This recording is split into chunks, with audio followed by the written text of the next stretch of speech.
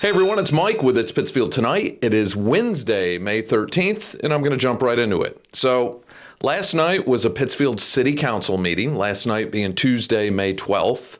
Not a ton discussed, a couple things worth mentioning. For one, a petition was put forward by the counselors I forget which counselors, I think 2 or 3 of them, to remove city councilors' addresses from their information listed on the city website and anything pertaining to official city council stuff through the city. I do get it.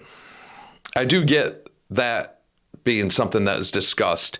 As many of you know, we kind of followed North Adams and other communities throughout the state with not requiring people when they get up for public speaking to say where they live. So, I mean, I do understand that because right now, politically, things are strange in this country. And, you know, many of you will remember last year when the camping ban ordinance that Mayor Marchetti had proposed was being discussed by the city council extensively, you had people in there in the council chambers calling them fascists, calling them all sorts of names. And that's dangerous talk when you start doing that with elected officials. And I understand, you know, when you see a lot of violence, political violence happening, I understand that. It's scary stuff. I know just me doing this, there's been a few times people that have disagreed with me. I've been approached by people very hostile, very upset and angry. And I got to say, it was a little nerve-wracking at times. For the most part, no big deal. And I would assume that's the same for the city councilors. But again, you go back to those meetings discussing the camping ban proposal, and you had people in those council chambers saying horrible things and accusing them of all sorts of things, including fascism. You might get the wrong person riled up and get somebody hurt or worse. So, you know, hopefully we don't have that kind of tension anytime soon in the council chambers again. It's okay to disagree with people, but some people took that way too far. So anyway, the council, I think it was unanimously, they voted to approve removing their information. I don't know if that goes to any kind of rules committee or anything like that, or just they voted on it and that's how it's going to be. But I support that. I totally understand that. I took a ton of heat for that open meeting law complaint that I filed. And, you know, when you have sitting city councilors saying horrible things about you, that you're doing it for political motivation and things like that, that causes problems. One of the people that confronted me all upset was over that. And I won't say any city councilors' names, but the city councilor that said that stuff about me publicly knew exactly what they were doing. So, you know, you got to kind of keep the personal stuff out of it. Politics is politics. That discourages more people from running for office, that kind of hostility. It's not good for the system. Running for a public office should be exciting. You know, it should be almost like a civic duty, not something where people throw their hands up there and go, no way, absolutely no way am I ever going to do that. And that's kind of the vibe out there. And I understand that too, for those reasons. I hope that can change, because the more people involved, the more people that run, the more options for the public, the better it is. Otherwise, you get the same people also, and you get the same government continually. And that's not good. That's never a good thing. So, yeah, so that was definitely worth mentioning. We're going into, obviously, it's budget season, so we're going into some meetings coming up discussing the budget. And for those of you that weren't aware, this year, our budget proposed FY27 budget is $232,782,090, which is amazing. That we're up about $100 million from when I started doing It's Pittsfield Tonight. And you look at how long it took for the city to get to a $100 million budget. It took, I don't know, 150 years, 170 years, something like that. And we've added about 100 million to it in 10, 11 years. It's crazy. Now, they'll say that this year it's only a 2.9% increase. That's small. And I guess from what we're used to seeing, but we have a pretty hefty government here. When you look at our population and you look at all those factors in the community and then look at employment and you take your top 5 employers in the city. Number 1, I believe, is Berkshire Health Systems. Number 2, General Dynamics. Number 3, the Pittsfield Public Schools. Number 4, the city of Pittsfield. So technically 3 and 4, if you combine them, I would be willing to bet we're probably number 2. We're probably the second largest employer in the city is the city. That's never a good sign. That's never a good thing. When your government is one of the largest employers in the city, I mean, right there at the top of the pile, that's a strange thing to me. We need to see growth. I don't know what's going to happen with this community. I've been saying this for a while. I feel like Pittsfield for the longest time has failed to find its identity. You still hear the old GE stuff thrown around, and GE's been gone for, if you're 35 years old, you don't even remember it. So GE's been gone a long time. And I don't know what we see for Pittsfield. Myself, I see it being a retirement community. I see it being focused on the arts. I see it being focused on tourism, that type of thing. You know, when people talk, we need jobs, we need better jobs in industry. We do need better jobs, but when people talk about industry, if you're talking about any kind of labor-based industry, I can't say this enough. There's no appeal to come here. Who would come here? Who would make an investment coming to a state that businesses are fleeing from? We're seeing statewide a population decrease. That millionaires tax is I was against that. I think a lot of people were. And, you know, I've had people, when I said that before, send me messages saying, you don't think people should pay their fair share? Of course, everyone should pay their fair share. I think our tax code is a disaster. But when you pass a tax, an additional tax on somebody making that kind of money, so you're making $1 million a year or more, you're getting hit with this additional tax, a hefty one, and you have the option to just move to another state. What do you think will happen? And that was the point. If this was national, a federal policy, then that's a whole different conversation. But it's not. And it's never a good thing to try to tax your way out of debt anyway, in my opinion. You grow your way out. Growth, GDP, you know, what are you producing? What are you contributing?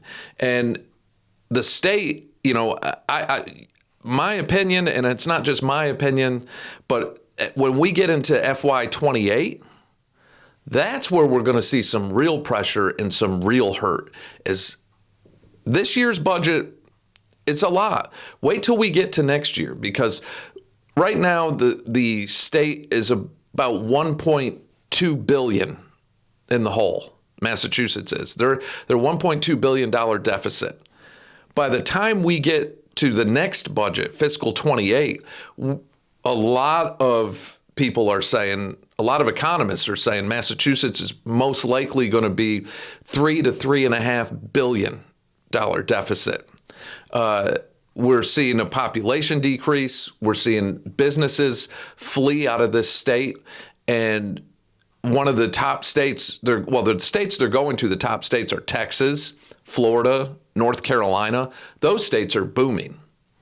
States they're leaving, New York, Massachusetts, California, and that's a fact. And that's a problem. But when people here talk about we need industry growth, I don't know how you're going to get that. You have a median age in the mid-40s creeping up on 50 years old. So if you're talking about industry that would require physical labor, who are you going to hire?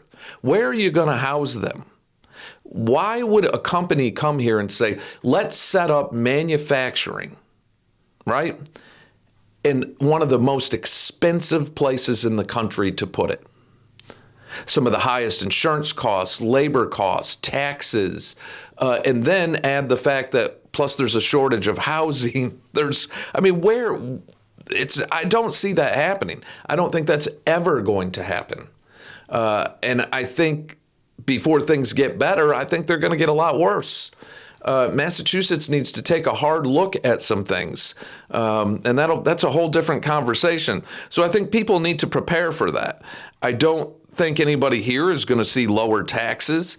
You know, when we talk budget, again, this year's city budget is just shy of $233 million. I would assume when we get into fiscal 28, we're going to be around 240, 245. Somewhere around there. We're very close to hitting that $250 million a year mark for our budget. And a constant, we're still seeing a population decrease. We're still seeing our public school enrollment down. And we're going to see that school budget continue to go up, which is kind of crazy, but we're right now 4,600 students, somewhere in that range. And a lot of the projections for next year are going to put us around 43 to 44. We're a blink of an eye away from dropping below the the 4,000 students enrolled in the Pittsfield public schools. And it's hard to imagine that, but that's where we're at. The whole public school system right now is 4,600 students. And if you grew up in Pittsfield like I did, that number when I was in school was double what it is now. But, you know, people were very upset about the closure of Morningside. Well, I don't think, and I've said this multiple times, I don't think that's going to be the last discussion we have with closing schools. I mean, you know, what are you going to do? You have fewer and fewer students.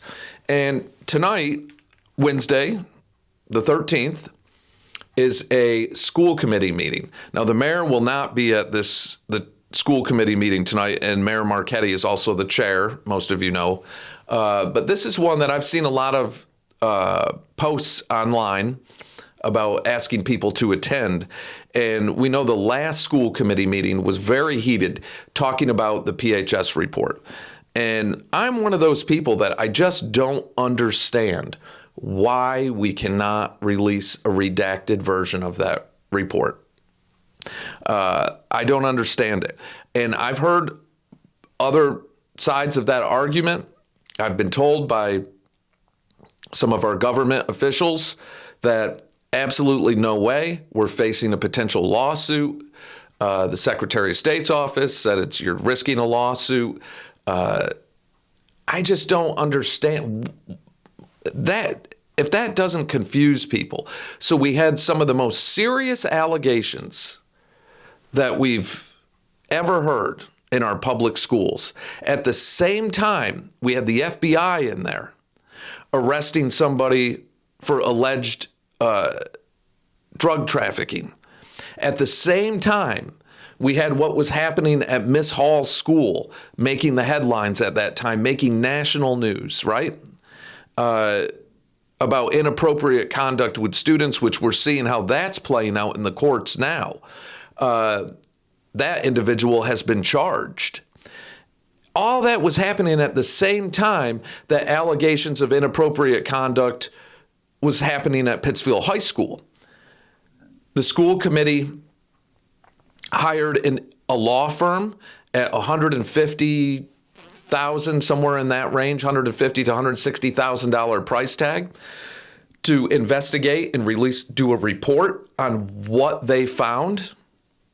And that was done. And then all of a sudden we're told, well, no, nothing to see, and we can't tell you why. That is one of the most confusing things I've ever heard in my life. And the reason is, no, we'll be sued. So is it that we're saying that the allegations were made up? What is it? There has to be something that can be said with people's personal information being redacted. Talk about getting the whole community in an uproar. Some of the most serious allegations you can make, and all the things going on at the same time in the public school system. And, I've received a couple messages, people saying, well, you need to stop talking about it. You're hurting the schools. That I find ridiculous, because what is hurting the schools is the rumors that are going around, because people are just speculating, wondering what the hell happened. That made national news. There were late night shows making jokes about what happened in the Pittsfield public schools. It made national news. And those kind of allegations instill a lot of concerns and fear in people. And it's going to hurt our schools more if something can't be, to me, something has to be told. People have to know what happened, and there has to be a way to do that without putting somebody's personal information out there. There has to be some way to calm that down. That was in the papers, it was in national news, it was all over the media. People were going, what the hell is happening? And like I said, you had at the same time a dean of students at PHS who was arrested and involved in an FBI operation for alleged drug trafficking. You had the allegations of inappropriate activity between a teacher and students at another school, a private school, Miss Hall's. You had all this happening in the area at once. And then those allegations at Pittsfield High School.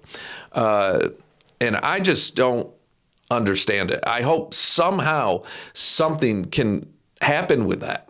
And, that's all I can say on it. I don't know. I'm like the rest of you. I have no idea what happened. I'm not privy to any information on that.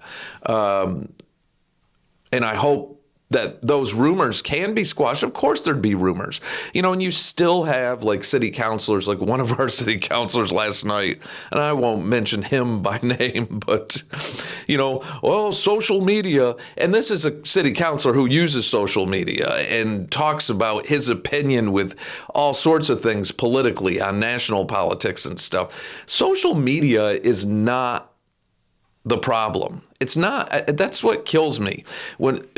The people who hate social media the most are public officials,